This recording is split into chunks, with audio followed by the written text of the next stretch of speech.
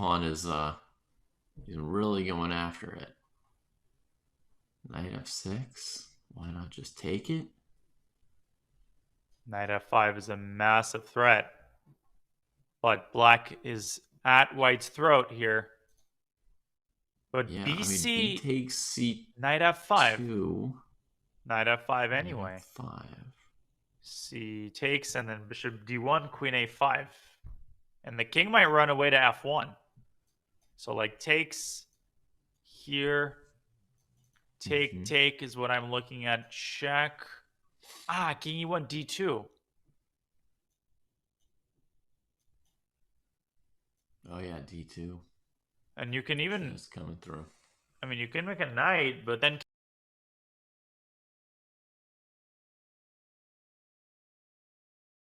King g1.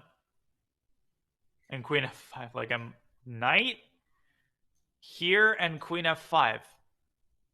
And black will have 3 pieces and a rook for the queen.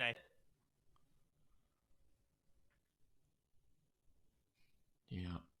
Now, why are we hanging white's rook to a pawn, everybody? Why is that our instinct? Well, because if we wait a move, if we don't threaten mate as white here, then black might play a move like rook b8 next, or d2 check next. You know, it just has a feeling of the kind of position where either you're threatening mate or you're being mated. Bishop b3, only move. Well, you don't need a silicon genius to tell you that. It's the only check available. But the key is to see that the king, like the right moment for queen takes f5. If you play it too early, you don't get enough pieces for the queen. So like if you play d2, king f2, and then queen f5, you actually allow white to take the rook on d8.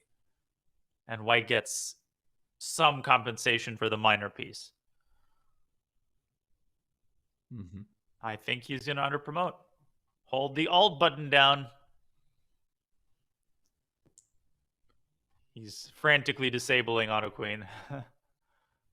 Yeah, queening on d1 would be abysmal here. And you're saying queen f5 before knighting the pawn. No, knight first. Would lead to queen d8 check. Oh, yeah. Queen f5, right, queen but you're d8, saying he should not play queen f5 here. Yeah. Because of queen d8. And then basically you have to play this endgame out with the extra knight. You do have the a pawn to try to win with.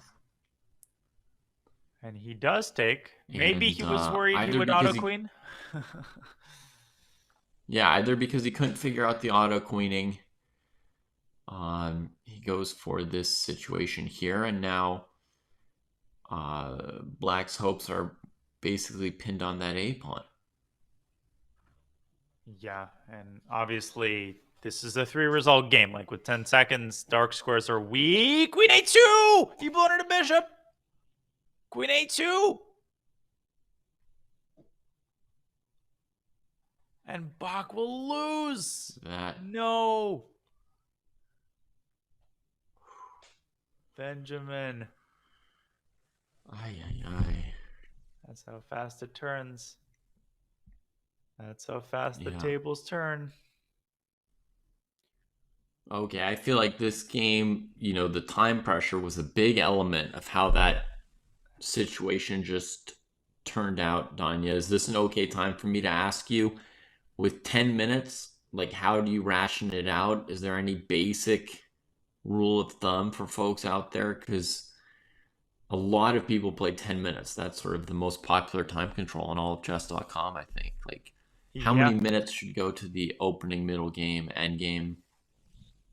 Well, I mean, with no increment, it's a little bit different, but basically, like, you should not be afraid at least once per game to take like 3-4 minutes even. Like, generally, you can do that exactly once. Like, if you feel that a moment is very important, okay, you like, it's more time than it seems. I felt this way in the Rapid too in New York, where like there were times apparently he